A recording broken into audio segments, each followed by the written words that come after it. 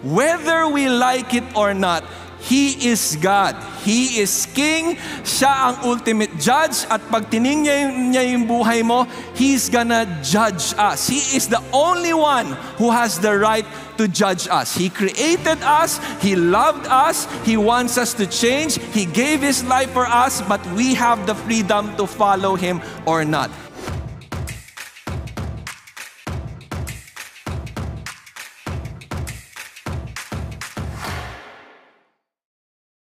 Magpapatuloy tayo sa ating series, Our Real Problem. We are in the book of Romans. And actually, ito yung season 1 nitong series na to. Mag-i-end na itong series na to today kasi magko-continue tayo sa book of Romans. Of course, next week, pero iba namang part ng season yon. Season 2 na yon. Ito mag-end na yung season 1. Kung nanonood kayo ng series, ito yung season 1, Our Real Problem. Tingnan mo nga yung katabi mo. Tingnan mo nga kung may problema yan. Mukha bang may problema? Yan, okay. Sa totoo naman talaga, lahat naman tayo may problema, di ba? Whether problem yan sa love life, sa family, sickness, o katulad ngayon sa mga nagtataas ang bilihin. So financially, we have problem. But we are in this series, and ito yung first part, kasi gusto namin maturuan lahat tayo na meron tayong talagang pinakagrabing problema. Na all of the problems here on earth is a result lang ng ating real problem. Ano yung real problem natin?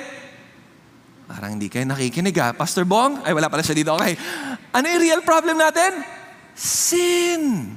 Kasalanan. Because the truth is, ito ang katotohanan guys, God is the ultimate judge. Whether we like it or not, He is God. He is King. Siya ang ultimate judge. At pag tiningnan niya yung buhay mo, He's gonna judge us. He is the only one who has the right to judge us. He created us. He loved us. He wants us to change. He gave His life for us, but we have the freedom to follow Him or not.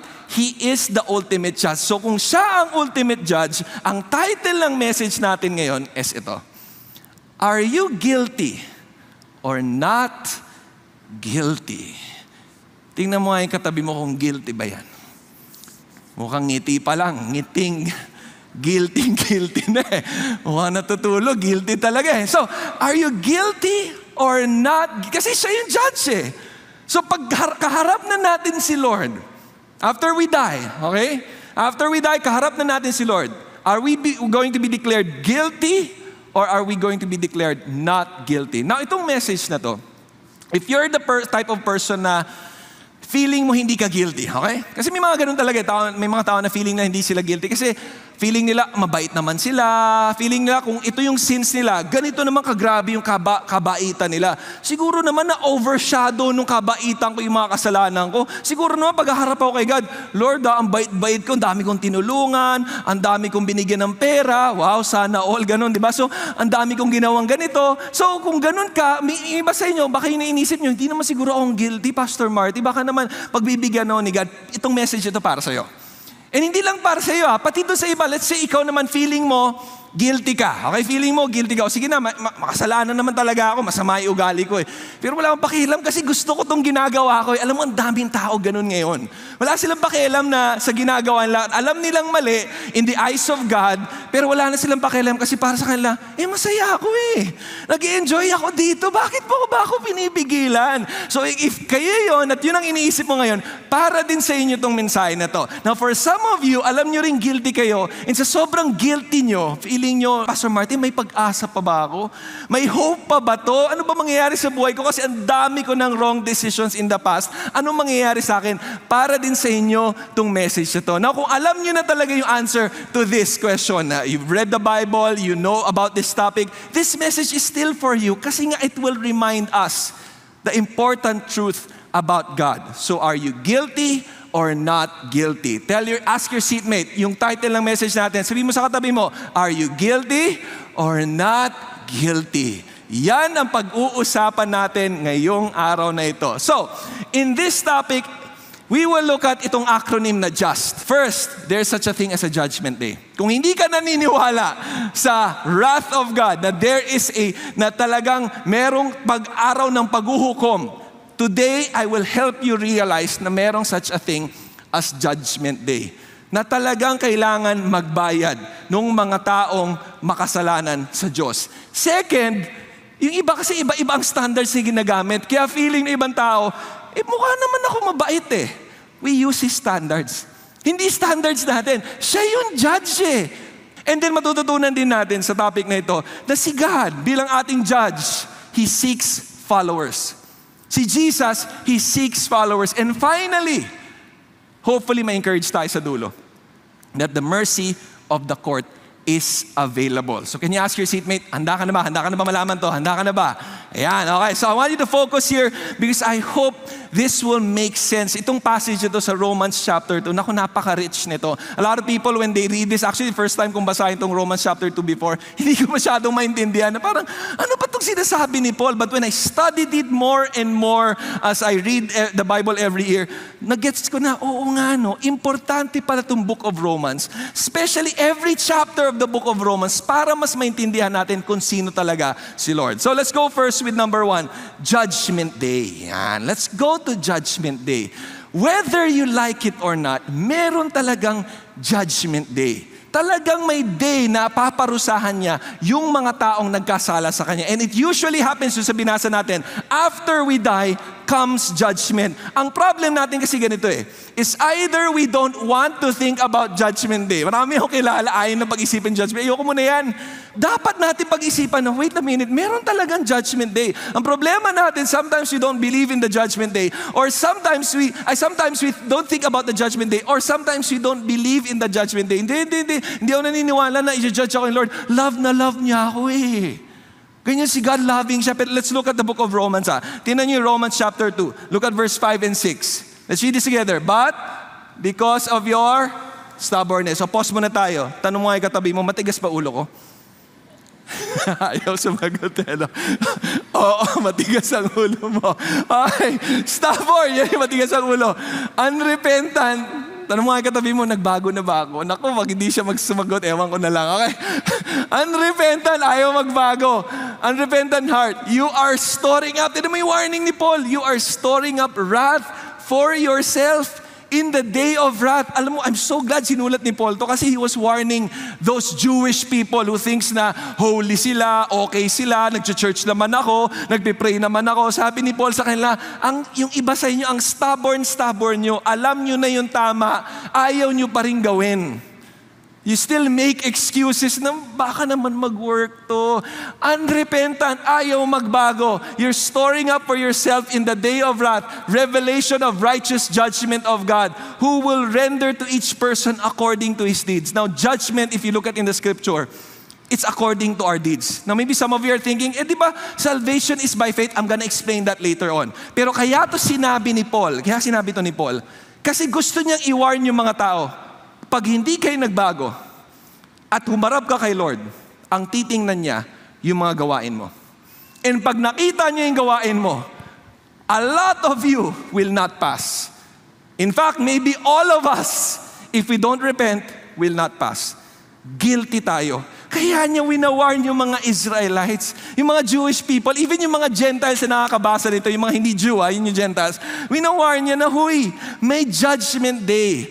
Of course, salvation is for everyone.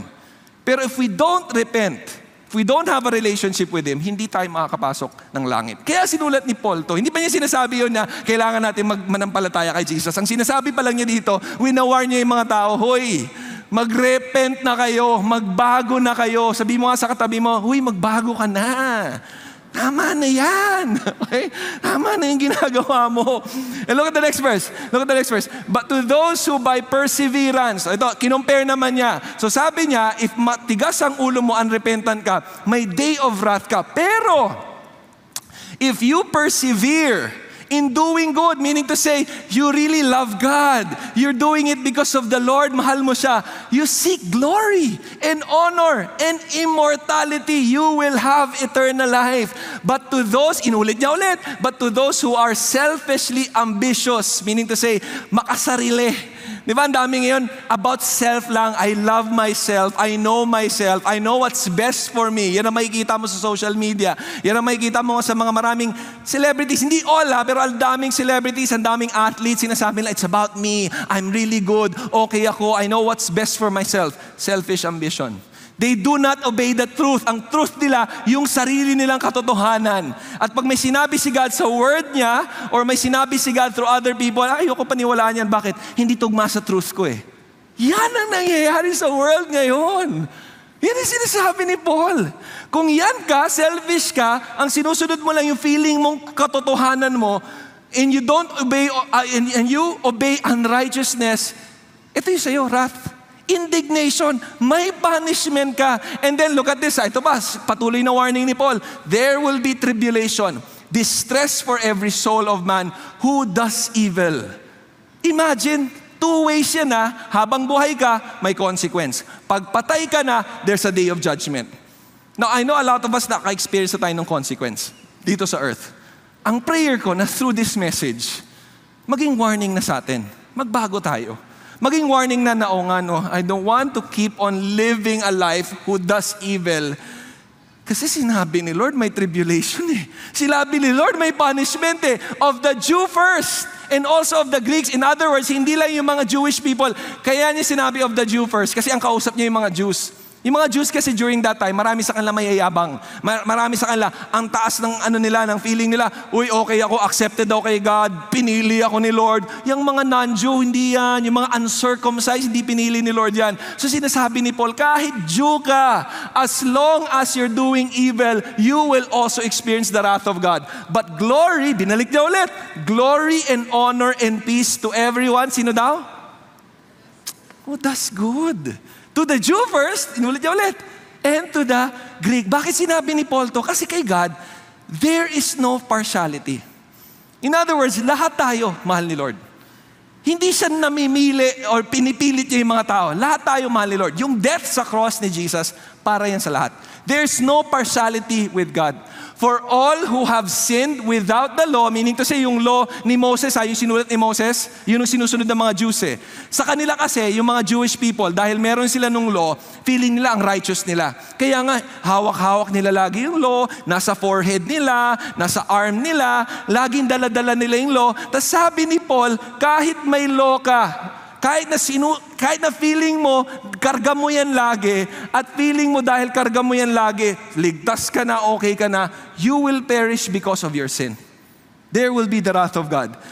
Will perish without the law, and all who have sinned under the law will also be judged by the law. So everyone, whether you have the law or you don't have the law, may judgment yan. Yun yung first part nitong Romans chapter 2 na binabasa natin. And I'm so glad sinabi to ni Paul. Kasi para ma-realize natin, may judgment talaga, may judgment day. Alam mo bakit importante yung malaman natin na may judgment day? Kasi if there's no punishment, people will most likely keep on doing what is wrong. Hindi na kami mag-aaway ngayon. Diba? So may bearing yung punishment. Kaya na-appreciate ko na ganun ka-wise si God. He placed that in the scripture to warn us, to tell us that He is the God of wrath, He is judge, but also to motivate us na, huy, kailangan mong magbago kasi may consequences. There is such a thing as a judgment day. So again, tap the shoulder of your seatmate. Sabi mo, magbago ka na please. Okay? Magbago ka na. Okay. So we first discussed the judgment day. And then now we're gonna look at yung standard niya. Lahat to, nasa Romans chapter 2, pinag-aaralan natin. Kasi the truth is, meron talagang standard. Yung iba kasing tao, inisip nila, okay, sige, naniniwala na ako, Pastor Martin, naniniwala na ako may judgment day. Sige na, okay, may judgment day. Pero parang okay naman ako, di ba? Parang ang bait ko naman eh. Itong katabi ko, tuwan-tuwa sa akin. So, baka naman tatanggapin ako ni Lord. What's your standard? Kasi sa world ngayon, ito yung mga standard na uso. I'm a good person. Diba? Marinig ba yun? Good person naman ako I practice my religion. Attend naman ako May D group ako Okay naman siguro yan. Ligtas na siguro ako. Hindi na siguro ako guilty. May D group ako. Nagbigay akong tithes. Ang laki ng binigay ko Ang aga ko sa church. Hindi ako natulog ngayon. Amen. Di ba? I practice my religion. Or, I love people. Yeah, uso yan ngayon eh. Love, puro love lang. Kahit mali na yung ginagawa ng tao, di, tanggapin mo lang yan, mahalin mo yan. Di ba? Ganyan ngayon eh.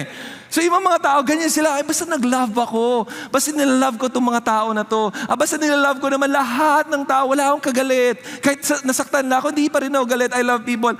Actually, I'm better than a lot of people. Itong katabi ko ngayon, naku, ang sama nito kung kilala mo to, Pastor Marty. Ako ang bait-bait ko. Yung level ng kabaitan ko dito, eto, ewan ko na lang. Pero baka inisip na iba, I'm better than a lot of people.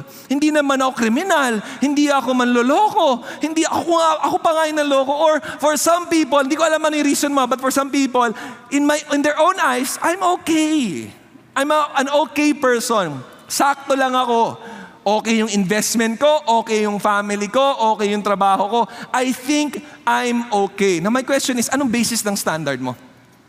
Kung yung iba sa inyo, itong pinanghawakan nyo, paano nyo nasabi yan ang tama? Kasi we only have one God. Kung maraming basis ang standards natin, kung maraming standards sa mundong ito, pati sa spiritual life, maraming standards, chaos yon, kaguluhan yon. Yun ang sinasabi ni Apostle Paul dito. Hindi pwede tayo ang magbigay ng standard kung ano ang tama or mali. Hindi pwedeng tayo magbigay ng standard kung guilty ka or hindi. Si God ang nagbibigay nun. Kaya nga, yung problem ng standard, problem din ng mga Jewish people. Kasi sabi ni Paul, for it is not the hearers of the law who are righteous before God. May standard kasi yung mga Jewish people eh. Alam mo yung standard nila? Nakinig naman ako ah. Alam mo, daming tao sa mundong ito nakikinig sa Bible. Dami nga sa CCF makikinig eh. Pero hindi yan ang hinahanap ni Lord. Anong hinahanap ni Lord? The doers. The doers of the law who will be justified. It's not the here. Standard kasi nila, umattend ka sa church nila, umattend ka dun sa synagogue nila, nakinig ka sa Pharisee, sa church leader, ay righteous ka na before God. Yun ang standard ng mga Jewish leaders. Pero sinasabi ni Paul, hindi yan ang standard. Ang gusto niya, doers of the law. God's standard is faith in Him. That is shown in our obedience. And I'll explain that later on sa third point natin. Kasi ang gusto niya, yung may pananampalataya tayo, and dahil doon sa faith, pagmamahal natin kay Lord, we obey Him. And let's continue with the passage. In Romans chapter 2, verse 14 to 15. Tingnan mo yung sinabi ni Paul, for when the Gentiles who do not have the law, yung mga hindi Hudyo, na wala sila ng law ni Moses, yan ang ibig sabihin nito, sila, they do extensively the things of the law. In other words, sila pa nga yung nag-o-obey eh. Sila na walang law ni Moses, parang mas alam pa nila yung law ni Moses kaysa sa inyo mga Jewish people. Tignan mo sabi niyo, these not having the law are a law to themselves in that they show the work of the law written in their hearts. Parang nasa puso nila yung law. Di ba? Medyo mahirap intindihin pag binasa mo. Ano ibig sabihin nito? Yun ang ibig sabihin nun. Yung mga hindi Jew, kasi yung mga Jewish ka, medyo may spiritual pride sila eh. Sila hindi ligtas, ito yung standard namin. Ang sinasabi ni Paul, hindi yan ang standard. Hindi kayo nag-o-obey. Etong mga to, they are obeying God. In their conscience, nakukonvict sila. Bearing witness and their thoughts alternatively accusing or else defending them. In other words, nakukonvict sila. Yung conscience sila, mas based pa sa word ni God. Kasi yung conscience natin, nai-influence yan nung pinapaniwalaan natin. Yung ibang tao, ang conscience sila, okay lang gawin tong masamang to. For example, may mga tao, okay lang manloko ng babae, okay lang manloko ng lalaki, okay lang iwanan ng pamilya nila. May ganong klaseng conscience ha. It's a twisted conscience in this world. That it's happening right now. Bakit ganun ang konsensya nila? Kasi lumaki sila na yun ang paniniwala nila. Na ang sinasabi ni Paul dito, yung mga Gentiles ito, na hindi pa nga nila nabasa yung law ni Moses, yung conviction nila connected sa law ni Moses. Ayaw nilang mangaliwa, ayaw nilang manloko ng kapwa, ayaw nilang manira ng mga kaibigan nila. Nagbabayad sila ng tama, ino-honor nila yung mga authorities sila. Sila pa yung nag-o-obey sa akin, kayo hindi. Yun ang sinasabi ni Apostle Paul dito. At hindi lang yun, tinamay sinabi niya, but if you bear the name Jew, ito, pinapatamaan na niya yung mga Jewish people. Kasi sabi nila, Jew ako, okay ako, and rely upon the law. I have the law of Moses and boast in God. Lord, I know the law of Moses. I memorized a lot of those. And know His will. Approve the things that are essential. Be instructed out of the law. In other words, lahat ng teachings, alam ko yan. Paul, alam ko itong mga to. And then, tinumay pa yung sinabi. And are confident that you yourself, kaya nga may spiritual pride sila eh. You yourself, ano daw sila? Guide to the blind. Sa tingin kasi nila, blind yung mga non-Jewish people. Lost yung ibang Roman people. Lost yung mga Greek. Kunyari tayo, nakasama natin yung mga Jews during this time, sabihin nila, yung mga Pinoy na yan, lost yan. Kailangan nyo kami, mga Jewish people. Kasi kami ang tama. Alam namin yung law of Moses. We're the guide to light those who are in the darkness. We are the corrector of the foolish, a teacher of the immature. O, di ba? Ang gaganda ng description na nila sa sarili nila. Having the law, the embodiment of knowledge and of truth. Alam namin yung right knowledge and truth. May kilala ba kayong ganyan? Sana hindi tayo ganun, no? Tinumay katabi mo, ganun ba ako? Tanong mo nga, baka makatulog yan eh. Ganun ba ako? May spiritual pride ba ako? Feeling ko ba alam ko lahat? Kasi importante nga kay Lord is obedience. Tingnan mo yung sinabi ngayon ni Paul. Let's say ganito yung tingin mo sa sarili mo. Tsaka usap niya yung mga Jewish people dito. And para sa atin din to kasi minsan ganun na tingin natin eh. Ito lang yung standard na nag-work. Itong standard na to kahit na hindi biblical, okay lang to. Mukhang tama naman eh. Kung hindi mo ino-obey si God, kahit anong standard pa yan, mali yan in the eyes of God. At pag umarap ka kay Lord, ang sabihin ni Lord, sorry, guilty ka. Kasi hindi yan yung standard eh. Kaya nga kinaklarify ni Paul yun. Kaya sabi niya, ikaw, na iyan ang tingin mo sa sarili mo, you who teach another, do you not teach yourself also? Di ba ikaw rin, dapat tiruan mo rin yung sarili mo? Di ba dapat alam mo itong mga to, yung mga law na tinuturo mo sa ibang mga tao? So syempre sila, alam ko yun. So you preach that one shall not steal. Di ba ikaw rin nagnakaw? So tahimik yan. Kung ikaw yung nagbasa at alam mo nagnakaw ka, oo. You who say that you should not commit adultery. Naku, madaming ganun. Di ba, do you not commit adultery? Syempre, parang papapaganon na sila. Ano ba ito sinasabi ni Paul? Nasakit ah. You who abhor idols, do you rob temples? Di ba ikaw rin? Di mo ino-honor si God sa temple? Ninanakawan mo yung temple, yung mga sanctuary ni Lord. You who boast in the law, through your breaking the law, do you dishonor God? Di ba ikaw rin, you break the law? For the name of God is blasphemed among the Gentiles because of you. Alam mo, ang sakit ng statement na yan. Kasi sinasabi ni Paul, maraming tao na Gentiles, hindi naniniwala kay Jesus. Kasi pag tiningnan nila yung life mo, na-realize sila, ay ganyan pala ang isang Jew na naniniwala kay Lord. Nailagay natin sa context natin. There are people in the Philippines and all over the world na nag-stop sila maniwala kay Jesus or nag-decide sila na hindi na maniwala kay Jesus dahil may mga taong yung ugali nila, it doesn't reflect Christ. Kaya nga sinabi ni Paul to, para ma-remind hindi lang yung mga Jewish people, pati tayo, na yung standard ni God ang susundin natin and yung standard niya is obedience. Or else, magiging stumbling block tayo sa mga tao. Kaya nga, look at the statement. God is looking for obedience. Not to impress God. Ang gusto ni God ito. We obey because that obedience comes from our love for God. Kasi here's the thing. If you obey just to impress people and impress God, hindi ka tatagal.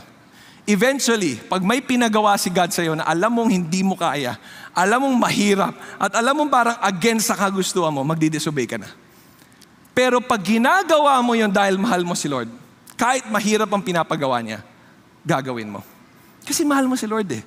Kaya nga yung third part natin, it's not just the judgment day, hindi lang yung standards niya, yung pag sinabi nating obedience, He seeks followers, yung mahal siya. Yung may pananampalataya talaga sa Kanya na, you are my Lord, you are my Savior, I'm doing this because I love you. Yun ang hinahanap ni Lord. Yun ang hinahanap ng ating judge. Hindi lang yung nag-obey ka para mag-impress ng tao. Kasi here's the thing, pag nalaman na ng mga tao, kunyari may judgment day, may standard. Ang problem natin ganito, sometimes our problem is, we think we can work our way out of the judgment. When I say work our way out of the judgment, minsan nagiging sip-sip tayo. Pero kay God, hindi mag-work yun. Hindi mag-work yun kasi may standard siya eh. Hindi pwede pagdating ng heaven, kunyari yung judgment day na pagdating ng heaven, bigyan na Lord, di ba loving kiss? Yun na, balik mo muna ako sa earth, din na-accept kita. Di ba? Hindi pwede yun. Too late na when we're dead. Hindi mo na pwedeng maging sip-sip ka kay Lord. Lord, di ba? Hindi mag-work yun. Once you're dead, that's it. There's judgment. Kaya nga, He seeks followers. Tingnan mo sinabi ni Paul. For indeed, circumcision is of value if you practice the law. Kasi for them, they're working around it na, okay, sige, sabihin natin may judgment day, Paul. Okay, sabihin natin may standard siya. Pero diba, we did this suffering already. We circumcised ourselves. Di dapat okay kami. Sabi ni Paul, no. Don't make excuses na if you are circumcised, it's okay, it's a good value. But if you are a transgressor of the law, it means na say nagdi-disobey ka, baliwala yung circumcision mo. Kasi yung circumcision, yun yung ginawang sign ni God kay Abraham. Now when you do this, you are my people. So lahat ng Jewish people, circumcised sila at a certain age, at a certain time pala, they were circumcised to signify na, oh, I am part of God's family. So ginagamit na nilang reason yan, oh, di ba circumcised ako? Okay na siguro yan. So may work around ako doon sa mga kamalian. Kasi sinasabi ni Paul, walang work around sa kamalian mo. So if the uncircumcised, in fact, yung mga hindi pa circumcised, they keep the requirements of the law, will not the uncircumcision be regarded as circumcision? In other words, mas tama pa sila in the eyes of God kaysa sa inyo. Na kayo circumcised kayo. Feeling nyo, children kayo, family kayo ni God. Mas family pa sila ni God kasi sila, they follow the Lord. And He who is physically circumcised, if he keeps the law, if you do that, will He not judge you, though having the letter of the law and circumcision are a transgression of the law? Meaning to say, yung ibang mga Jewish people na na-circumcise, sila mismo alam nila na yung ginagawa mo hindi okay. Alam mo, hindi lang tayo yung nakakaalam na may mali tayong ginagawa. Alam din ng ibang tao yan. Kaya nga, we need to be salt and light to the world eh. Feeling kasi natin yung actions natin, tayo lang yung naapektuhan. Hindi, naapektuhan pamilya mo. Naapektuhan yung mga kamag-anak mo. Naapektuhan yung mga kaibigan mo. Naapektuhan yung office mates mo, classmates mo. May consequence yan. And then look at the next part. For he is not a Jew who is one outwardly. Yung nation na Jewish, yung pinili niya si Abraham, hindi dahil may outward obedience siya. It's not just the outward. Nor is circumcision that which is outward in the flesh. Hindi yung outward yung tinitingnan una ni Lord. Ang tinitingnan niya is inward. Kasi pag may pagbabago sa loob, automatic magbabago yung labas. Pag may change of heart ka, magbabago din yung actions mo. Circumcision is which is of the heart. Yun ang ibig sabihin ng follower ka ni Christ. You are changed, circumcised heart, change of heart by the Spirit. His praise is not from men, but from God. Some people naman, they don't work around. Kunyari, alam na nila na may judgment, may standard si God. Some people, ang problem nila ito. Our problem is that we feel that God is not good because He is punishing us for our sins. Yung iba naman, nagagalit na kay Lord. Bakit mo ako pinapunish, Lord? Bakit may consequence? Bakit may hell? Ayoko na. Hindi na kita ifa-follow. May mga twisted mindset nila. Ay, baka hindi naman talaga totoo si Lord. Bakit? Kasi ayoko ng hell. Alam mo, na-realize ko in this world, the reason why a lot of people don't believe in God, it's not because hindi nila alam that God is loving. Kaya ayaw nila maniwala kay Lord. Kasi ayaw nilang gawin yung pinapagawa ni God. Kaya maraming tao, mas ayaw nilang, ayoko seryosohin si Lord. Bakit? Kasi inisip lang, pag sineryoso ko si Lord, you mean to say, hindi na ako pwedeng mangaliwa, hindi na ako pwedeng mag-premarital sex, hindi dapat ako nalalasing or ginagawa itong mga to, hindi dapat ako nagda-drugs, hindi dapat ako nananakit ng kapwa, hindi dapat ako nag-cheat sa taxes. May maraming ganon. Eh sa totoo, yun talaga yung sinasabi ni God na if you love me, you will follow me. It doesn't mean na magiging perfect tayo, but unti-unti tayong nagbabago and binabago ni Lord. Kaya yung ibang tao nagagalit na sila. Or kung hindi nagagalit, wala na silang pakialam sa church. Wala na silang pakialam kay God. Kaya nga si Paul, Yun din yung sinabi niya kasi yung ibang tao may mga excuses pa. Alam mo yung mga excuses nila, tinan to. Medyo mahirap intindihin yung passage pero pag binasa mo, alam mo na pinapatamaan ni Paul yung mga Jewish people na maraming excuses. Alam mo yung mga excuses nila? Ganun pala yung sinasabi ni Paul. So what advantage does the Jew have? Or what is the benefit of circumcision? So wala na lang pala kami. Bali, wala lang pala kami, Paul eh. So wala na, hindi na kami mahal ni Lord. Great in every respect. Sabi niya, okay maging Jew, okay yung circumcision kasi sinabi ni God yan. First, that they were entrusted with the actual words of God. In fact, kaya nakilala ng world si Jesus because nang galing sa Jewish nation yon. Yun ang sinasabi ni Paul. What then? Sabi niya, if some did not believe, their unbelief will not nullify the faithfulness of God, will it? Alam mo yung sinasabi ni Paul dito? So yung iba, itong reason nila. Paano pag may tao hindi naniwala kay Lord? Di wala na pala, hindi pala faithful si God. Wala, hindi pala faithful talaga si Lord. May mga ganun silang argument kasi mga pilosopo to eh. Kasi isa sa counter-argument nila ito eh. If some did not believe, their unbelief will nullify, hindi na faithful si God. Hindi. It's still your responsibility if you don't believe. But God is still faithful no matter what. Lahat tayo guilty. Lahat tayo, we deserve the wrath of God. But like what I said, buti na lang may grace si God. We're at our tail end. Kuklose na tayo in a while. We are guilty. Lahat tayo guilty. Kaya nga yung last part natin, we need the mercy seat. Kasi just like yung story ni Attorney Rich na, ang dami kasing taong ganun ngayon eh. Mabait naman ako, ang dami ko naman ginawang okay. Effective naman ako sa career ko. Binibase nila yung okay pagdating sa career o pagdating sa success nila sa life. But then eventually ma-realize mo, kulang yun eh. Kaya kailangan natin yung grace ni God. Kaya nga, look at this. Tignan mo, the grace of God is always available. Doon tayo maliligtas sa grace niya, hindi dahil mabait tayo, hindi dahil sa standard natin. Kasi yung standard ni God, hindi tayo papasa eh. Lahat tayo makasalanan eh. Lahat tayo nagkamali. And in fact, kahit na mag-try tayo na to obey all of those things, hindi natin kaya yun. On a daily basis, we need His grace and His mercy. Kaya nga sabi sa Ephesians 2 verse 8 to 9, by grace you have been saved dahil sa grasya ni Lord. Siya na nga yun, judge. Magdideclare na siya ng guilty, pero sabi niya, no. I love this person. I want to show grace to this person. Through faith, not of yourselves. It is the gift of God, not a result of work so that no one can boast. Hindi natin pwede pagmayabang, ang galing ng ginawa ko. Ma-attend daw sa ganitong church, ma-attend daw sa maraming D-group, small group leader ako. Hindi yan ang basis ng salvation. It's really by His grace. We deserve the wrath of God. We deserve the judgment na, sorry, you cannot enter heaven. But I'm so grateful na si ginawa ni Jesus sa cross.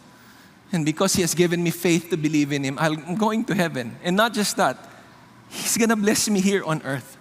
Kaya nga, once you truly appreciate the grace of God, pag talagang na-appreciate mo, at alam mo yung pagmamahal niya sa'yo, alam mong kaya kanyang baguhin, at kahit na grabe na yung kasamaan na ginawa mo in the past, kaya ka pa rin niyang tanggapin at baguhin, babago ka eh. It will transform your life. And you will become righteous. Magiging right ka before Him. And eventually, when you are in front of Him, He will say, Anak, you are not guilty. Now I pray that all of us will hear that one day from our Savior. Can we bow our heads? I want to pray for you. I want to pray for two specific groups of people here ngayong araw na ito, even those na nakikinig. Some of you, first group of people na I want to pray for, wala ka pang relationship kay Jesus. Alam mo nang guilty ka. Alam mo nang may mga ginagawa ka hindi tama kay Lord. And alam mo ngayon, kung honest ka lang sa sarili mo, alam mo hindi ka pupunta ng langit. But God is speaking to you right now. He's telling you that He loves you. He's offering His grace. And all that He's asking you to do right now is repent, to believe in Him, to love Him, to trust Him with your heart. If you're that person, manalangin ka, say something like this to the Lord. Jesus, I'm sorry sa lahat ng kasalanan ko. I'm guilty, Lord. And I want to repent. Ngayon pong araw na to, tinatanggap kita, Jesus, bilang aking Panginoon at tagapagligtas. And ngayon po, nagko-commit ako to love you with all my heart, mind, soul, and strength.